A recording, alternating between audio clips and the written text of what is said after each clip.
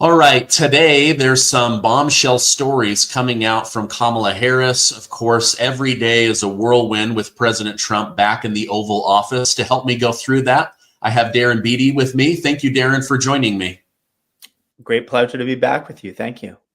So just some background, Darren is the founder of Revolver News. I'm going to put a direct link down below so that you can check that out. He's also the former speechwriter for President Donald Trump, as well as House Representative Matt Gaetz.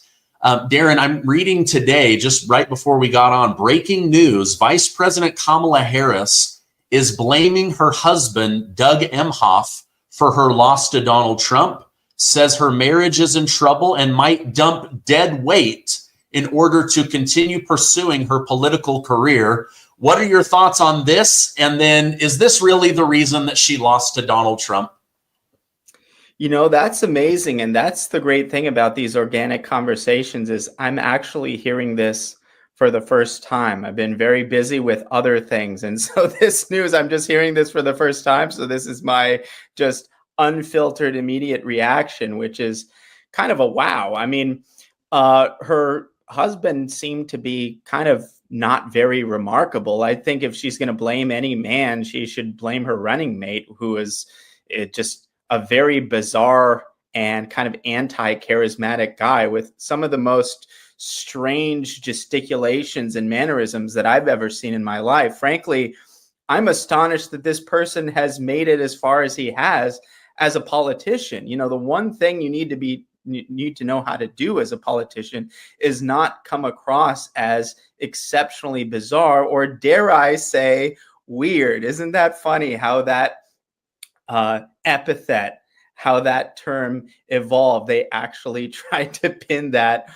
on J.D. Vance when in fact Kamala's running mate was arguably one of the weirdest people in politics, and not even in a good way, not in it, even in, oh, this guy is really talented and a little bit eccentric. Like an Elon weird is acceptable and even a little bit cool, but this guy is just a creepy weird.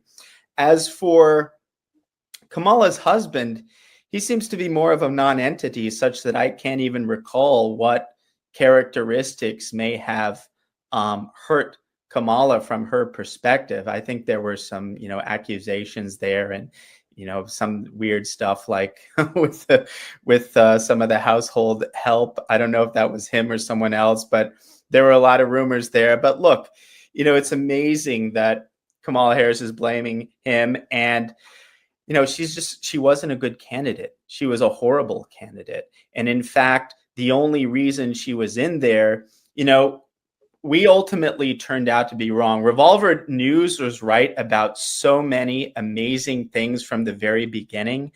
I will say that we were wrong because we stuck hard to this line that Biden wouldn't drop out.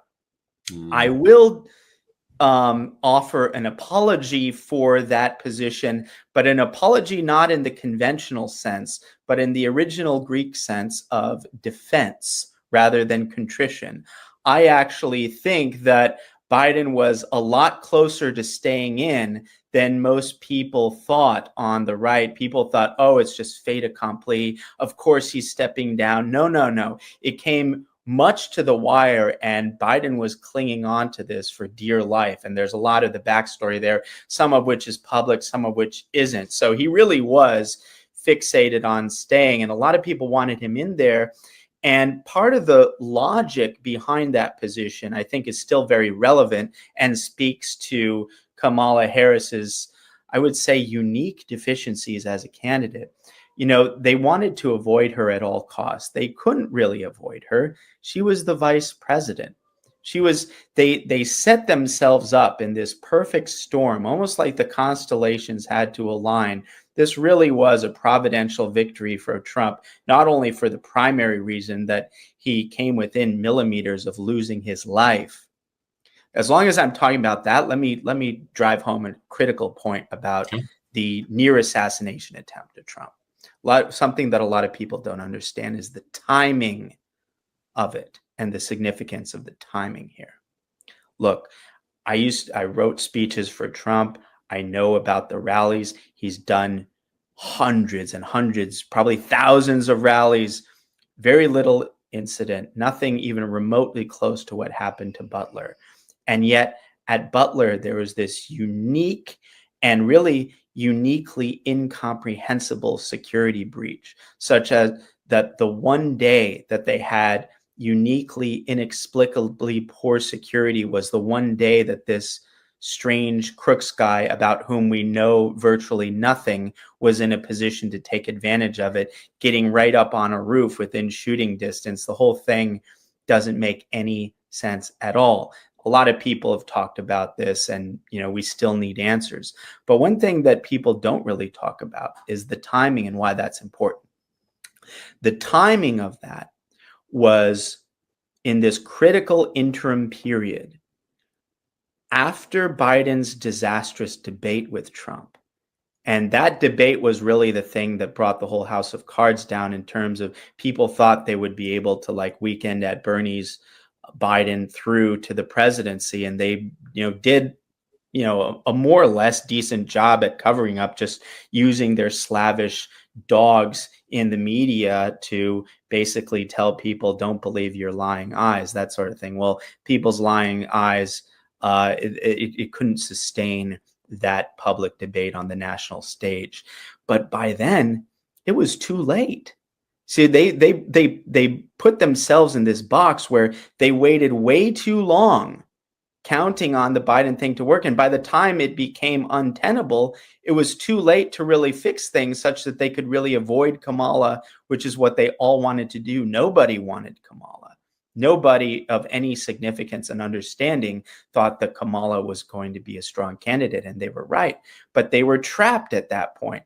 You don't have time. You need time and consensus. You need all of the major stakeholders behind the scenes to arrive at a consensus and to be able to implement it. By then it was too late. So, an example of a consensus working out was basically the consensus behind the scenes that enabled Biden to become the nominee in the first place. Remember how it seemed like there were a bunch of people, Buttigieg, all these people, then all of a sudden, almost like in a blink of an eye, everything converged for Biden.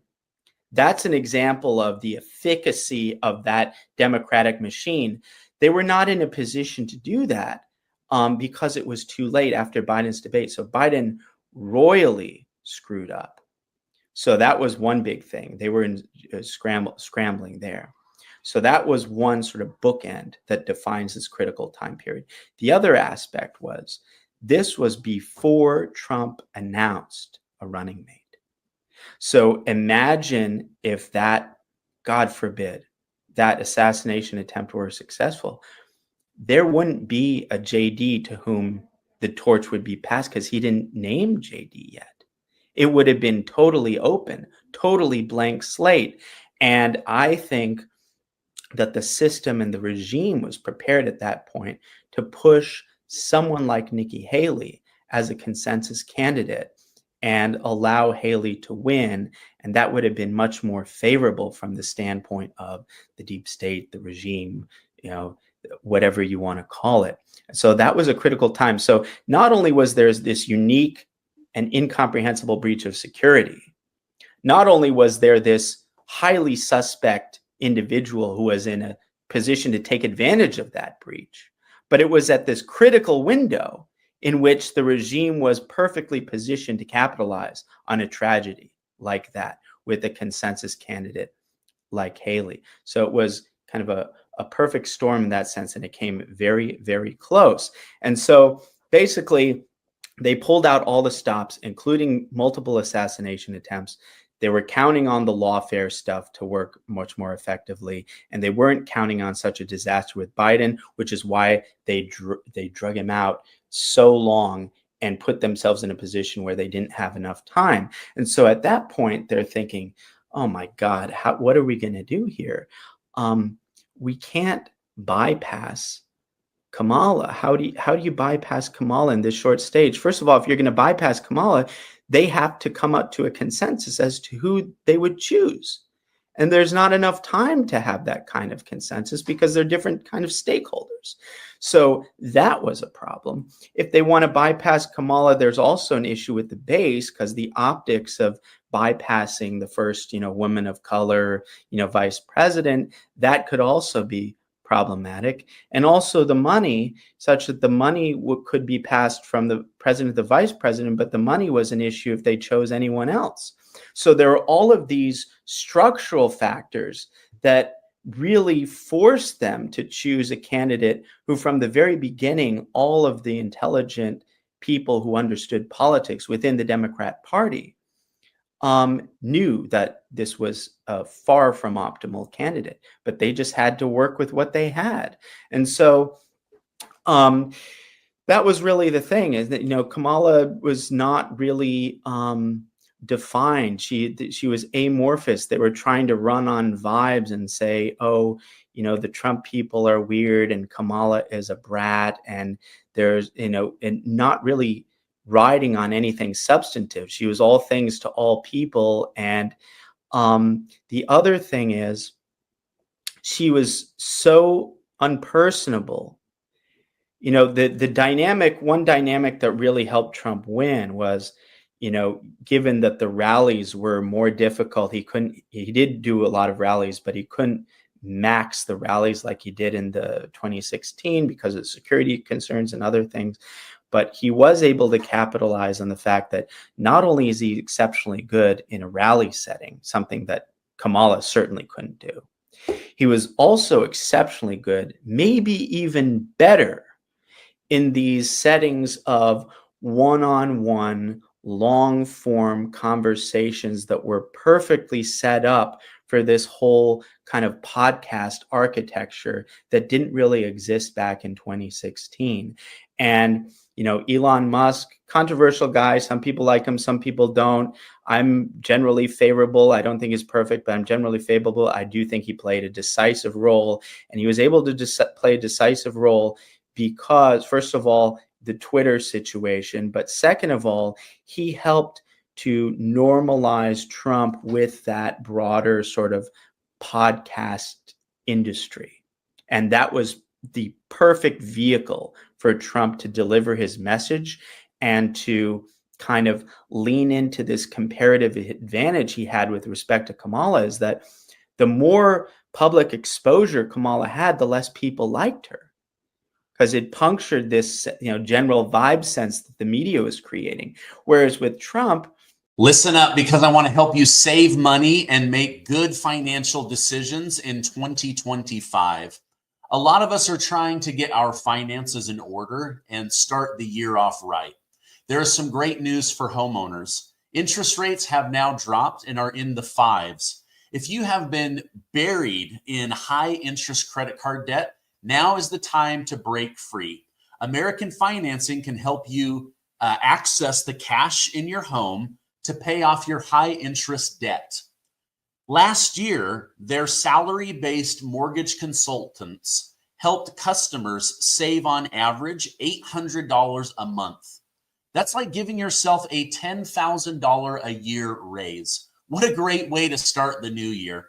And if you start today, you might be able to delay 2 mortgage payments. Call American Financing today at 888-686-8030 or visit americanfinancing.net/Gardner. Again, that's 888-686-8030. Go save yourself some money right now.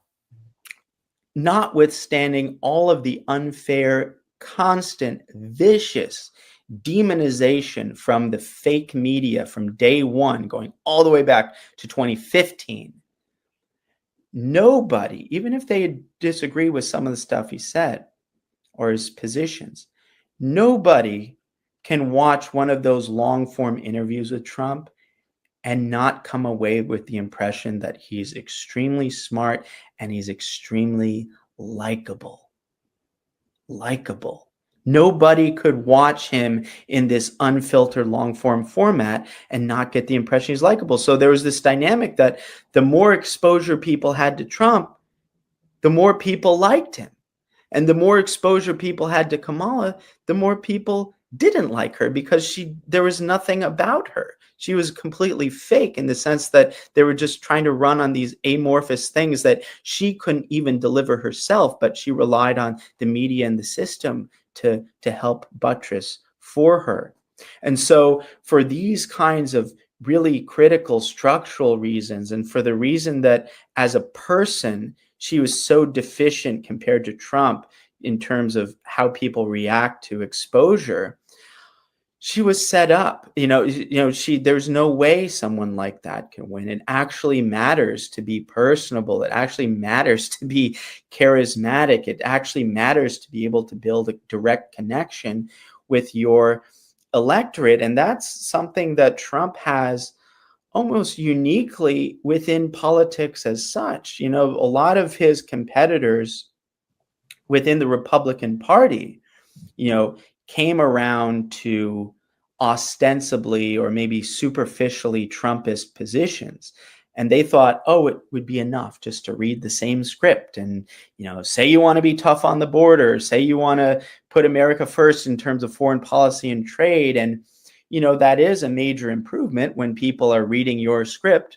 That's not insignificant, but it kind of misses the point because politics at that level is not principally about the script. It's about the person. And that's why this earlier attempt that I always called out and critiqued as simply doomed from the start, this attempt to manufacture what they would call Trumpism without Trump, was doomed to fail because the movement is inextricably connected with the man and his unique talent, unique ability to connect his person with the aspirations of the electorate that support him and his movement. And so I think given that context, that broader analysis, Kamala was simply way out of her depth. If she could have been married to George Clooney or I don't know, like whoever she thinks would have been the ideal husband, it would not have helped her. Yeah. But I do think it's kind of interesting and even amusing a little bit if these reports are right, because I'm just hearing them for the first time, but I take it for granted that you're saying that if she's indeed blaming him, it's just hilarious because but I'd like to offer one other kind of conclusion from that's significant. And the fact that the Democrats are still wallowing in this blame game, this person's fault, blame. It shows how utterly shattered. They're shattered. They're totally demoralized. They have nothing to cling on to excuse their victory. They lost the popular vote, for God's sake. At least last time the election was really close. Hillary got the popular vote. So they could cling on to this idea, it's just, a handful, a few thousand backward people in Michigan. And if it hadn't been for them, we would have won, blah, blah, blah. This time, it was a resounding defeat for them. A total victory for Trump and his movement. He won the popular vote. He won the House. He won the Senate. He won, unprecedented levels with the very minority groups that the fake media was saying, were attacked by Trump. He won with them too at unprecedented levels. He won the city of Miami, which is like the first time in decades. So, and they threw everything at him. They threw the felon term at him, everything up to including multiple assassination attempts. And they were decisively and completely repudiated by the American people. So what do they have left to cling to? They have nothing to cling to. And so they're still wallowing in this blame game because they're utterly at a loss for how to move forward utterly demoralized. And now that Trump is officially in office as the president of the United States, 47th, and he's hitting them with executive order after executive order, it's full force ahead, no stopping, just pure acceleration. They have no time to regroup. They're completely screwed and they know it. So I think that's also a really critical context to help inform this, ridiculous blame game of, oh, my husband, it was my husband that did it. I mean, it's incredible to hear. Yeah, I like how it's not like, oh, well, maybe I should have done Joe Rogan and maybe I should have done like a tour of interviews, even on the most left-leaning podcasts and mainstream media. Sorry to interject there, but the thing is, she probably shouldn't have done this because the more people were exposed to her, the less people liked her. So it wasn't like she made a strategic error. I think that was correct strategically. It's just that, what does she have? She just didn't have much because she was a bad candidate fundamentally. Yeah. I want to get your thoughts on this. I just read that President Trump is heading out to California. I'm hoping he will chastise Gavin Newsom, excoriate him for his behavior and the lack of preparation. But before that, he is heading to North Carolina. He is getting money and hotel rooms and assistance to the people of North Carolina. He's rerouting billions of dollars from illegal immigrants over to North Carolina. This is an incredible America First moment where he is putting the people of North Carolina ahead of Ukraine and other foreign, money laundering schemes that America has been involved in. But wanted to get your thoughts on this. I know we have limited time here. Biden, in his final minutes of power as president, the 46th president, decides to pardon 5 family members, Dr. Fauci, General Milley, the entire J6 committee. What is up with this? We've never before seen people pardoned that had no crime. What are your thoughts on all of that? Well, I mean, it's outrageous in a sense. I mean, there are outrageous pardons every cycle. Just ask Bill Clinton. He is the king of outrageous pardons. But I have to say, maybe somewhat unexpectedly, I'm kind of glad that he did it because I think that helped to pave the context in which Trump was in a position to offer full pardons to the J6 prisoners. And so I think, assuming that was kind of part of the dynamic in terms of where the political capital sets, I think that's an exceptional trade, as it were. I think it's, as Revolver.news has been at the cutting edge of undermining and exposing the fake narrative behind January 6th, the fake narrative upon which many evil things were done, but that includes putting all of these people in prison for politically motivated reasons. We undermine that narrative.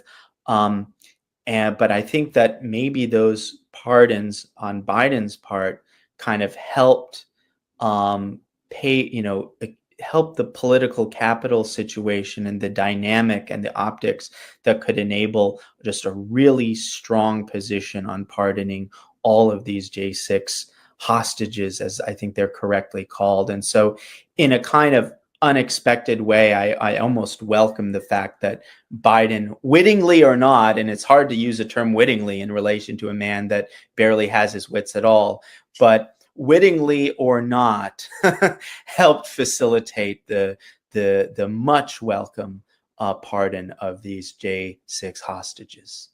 Yeah, I think it's great. I know there's been back and forth from people. Oh, should he have, people that injured police officers or did vandalism or whatever. But if this is a setup, a sting operation, we now know the FBI played a much larger role in this. I want to ask you about the any updates on the pipe bomb. But first, what are your thoughts? I read this, that special counsel Jack Smith begged President Biden for a pardon. but an outgoing White House official has said that he was turned down for failing to get Trump, and that Biden said, let him suffer the consequences. Any thoughts on that? Again, good for Biden. So I think yeah, that's great news. I'm glad that he didn't get the pardon, and I hope he receives the consequences that he deserves. And he's not the only one. There are a lot of real miscreants, real bad people. And the thing about this, it's not just or principally about getting back at these people or anything like that. It's really not about that. What it's about is accountability for criminals who have perverted our national institutions for their own political purposes. Accountability for these criminals is necessary precondition for restoring a sense of legitimacy in our institutions. Ultimately, we cannot be a great and strong country if people think that our law enforcement and national security institutions are full of criminal trash.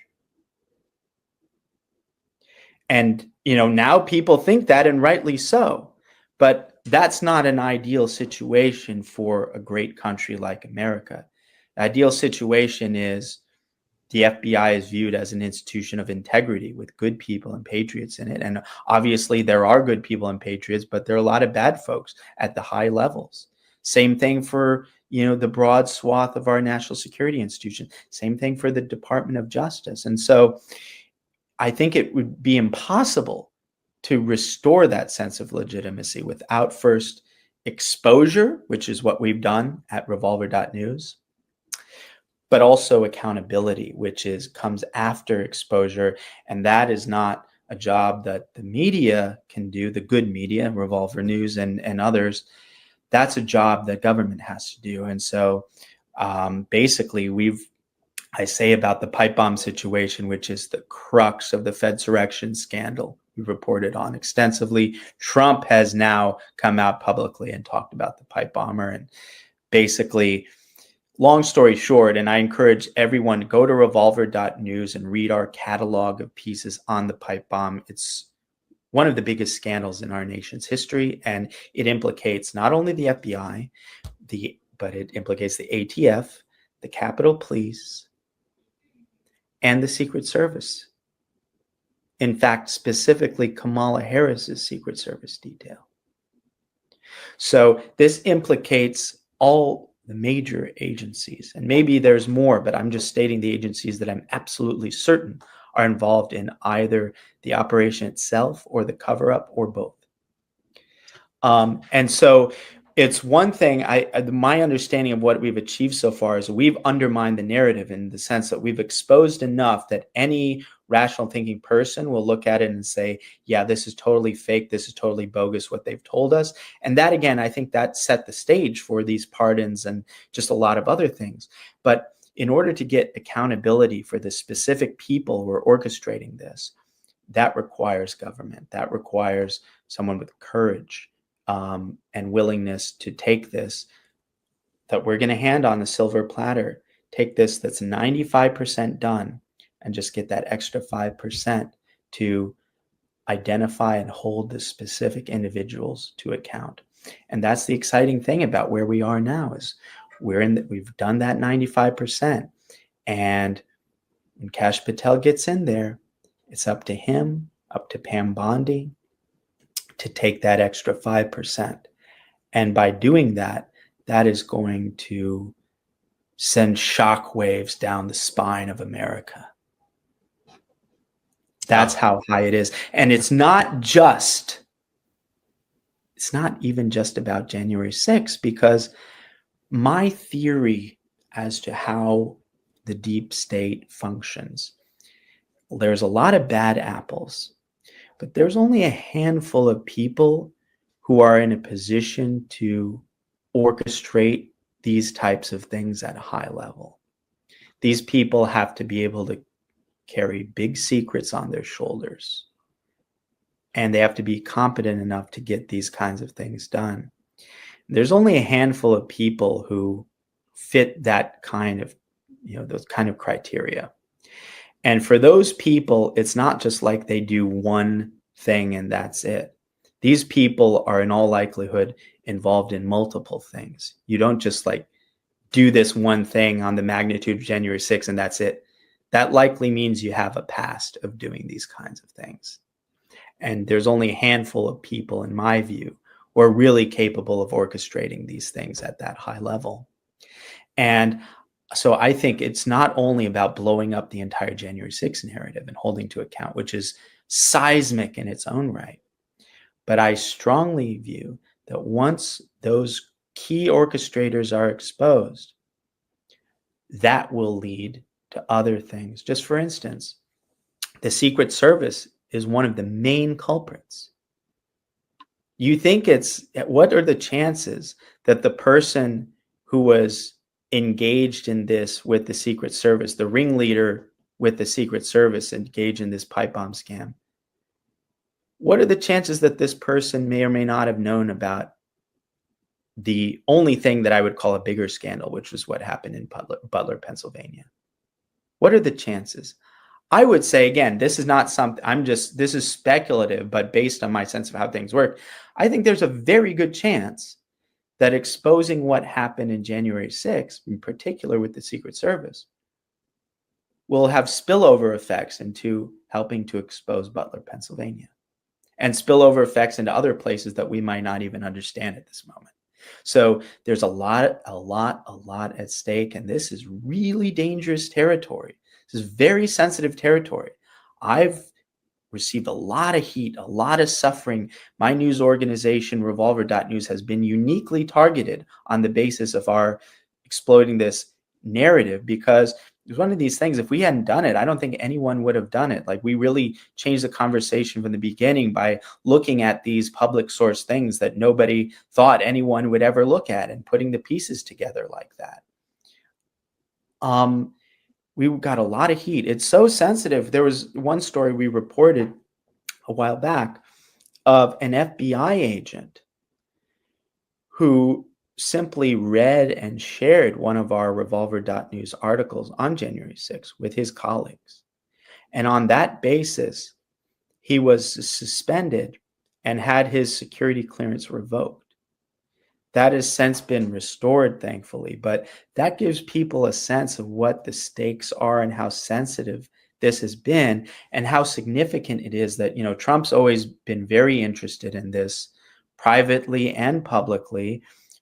Publicly, he's talked about Ray Epps. He's talked about the scaffold commander, which we've basically introduced to the public. More recently, he's been talking about the pipe bomber and saying, I think correctly, that the FBI knows who the pipe bomber is and they're covering it up. I think that's very clear right now.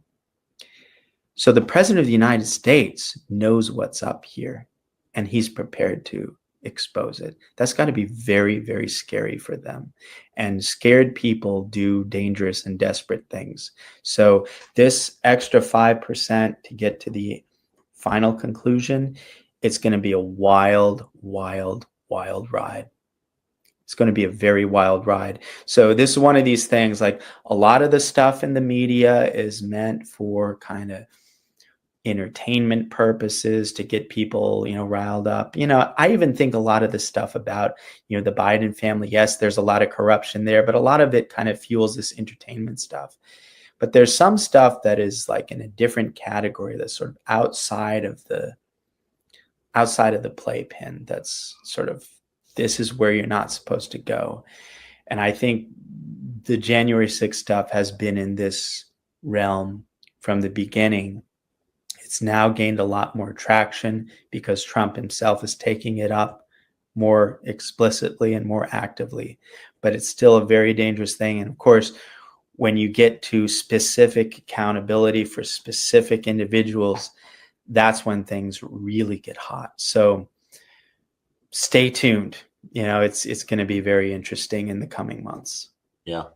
I 100% believe there are going to be closed door Oval Office meetings with Kash Patel and Pam Bondi and President Trump and these topics are going to be discussed. I know he wants answers because of his reputation. He wants answers because he wants to understand the 2020 election and January 6th. And I think he did the right thing by pardoning those people. And I'm just grateful that some of them aren't even out yet. Judges are blocking them. Some of them, I'm reading last night, they were viciously beaten by guards, knowing that they were going to get out. Just one last crack in the ribs.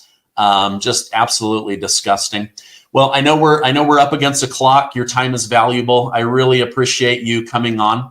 If people want to follow you online, Darren, what's the best places I can send them?